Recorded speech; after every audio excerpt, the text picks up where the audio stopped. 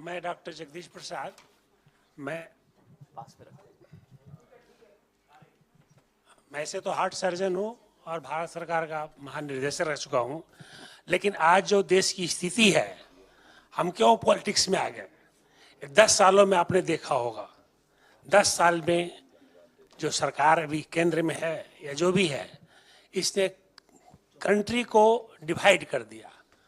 Communal के नाम पर, रीजनल के नाम पर, जात के नाम पर, और तो और अन्न को भी इन्होंने नहीं रखा ठीक से, और ढोंग और पाखंड और अंधविश्वास का लोगों में बढ़ावा देना शुरू कर दिया।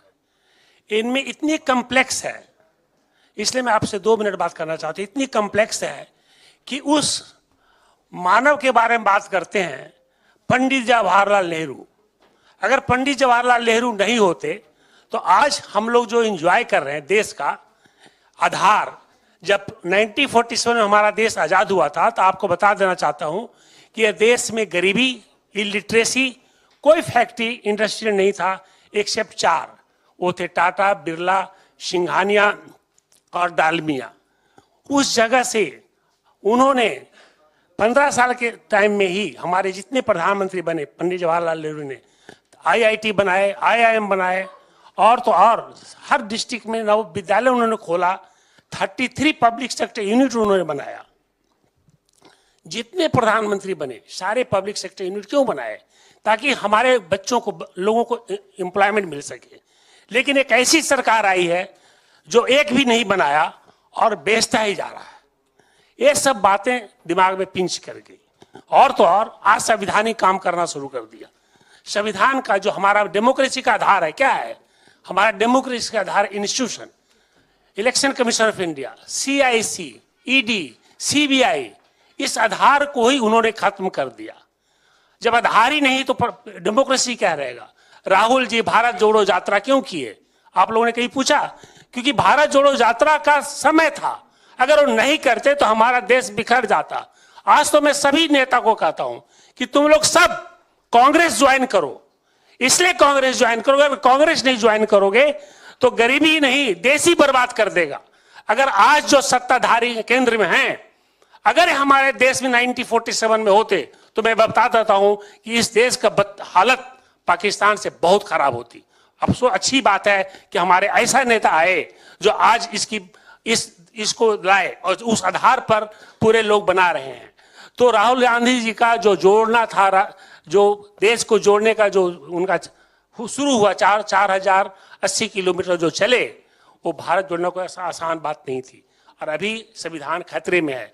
मैं तो कहूँगा हर लोगों को संविधान की प्रवचन हर पंचायत में होनी चाहिए, क्योंकि संविधान वास्तव में खतरे में है, क्योंकि अभी भी इनका दिमाग ठीक नहीं हुआ है। तो संविधान की इन्हीं बातों को लेकर के हम राहुल जी से, हम अनिल जहीन साहब ने मुझे राहुल जी से मिलने का मौका दिया पटना में, और मैंने बात किया और मैंने कहा कि मैं इस पार्टी को, मैं कांग्रेस पार्टी को ज्वाइन करूंगा। मेरी एक पार्टी थी सामाजिक, लोकतांत्रिक सामाजिक न्याय पार्टी, उसको मैंने ख़त्म किया और हमने डिसाइड किया कि हम कांग्रेस पार्टी में ज्वाइन करेंगे, मर्ज कर दिया। और राहुल गांधी के नेतृत्व में हम ऐसा बदलाव लाएंगे देश में कि सोच भी नहीं सकता है कि RSS ने कि हमने क्या लिया। आप लोग मेरे बारे में नहीं जानते।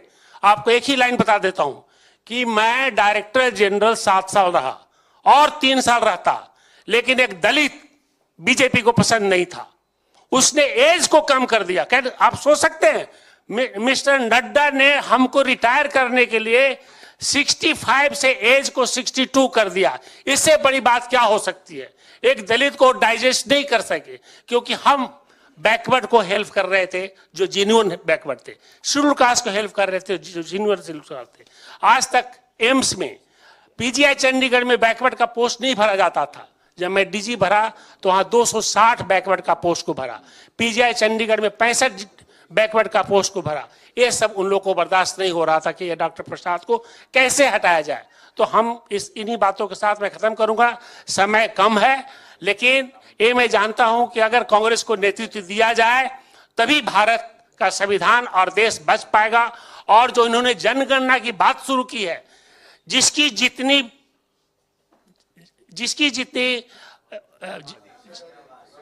भागीदारी, उतनी उसकी भागीदारी होनी चाहिए। क्योंकि एक बात बाबा साहब जब 1949 में पार्लियामेंट जब दे रहे थे कॉन्स्टिट्यूशन, तो उन्होंने कहा था कि राजनीतिक समता तो आ रही है, लेकिन सामाजिक समता और आर्थिक समता नहीं आएगी जब तक देश के नेता आर्थिक समता नहीं दे पाएंगे गरीबों को, तो सामाजिक विषमता भी रहेगी और आर्थिक विषमता रहेगी। और आर्थिक विषमता को खत्म करना है तो राहुल जी जो बोल रहे हैं कि जनगणना होनी चाहिए, जाति जनगणना, और उसके अनुसार उनके भागीदारी मिलनी चाहिए। बहुत बहुत धन्यवाद। हम पवन खेड़ा साहब को धन्यवाद देते हैं।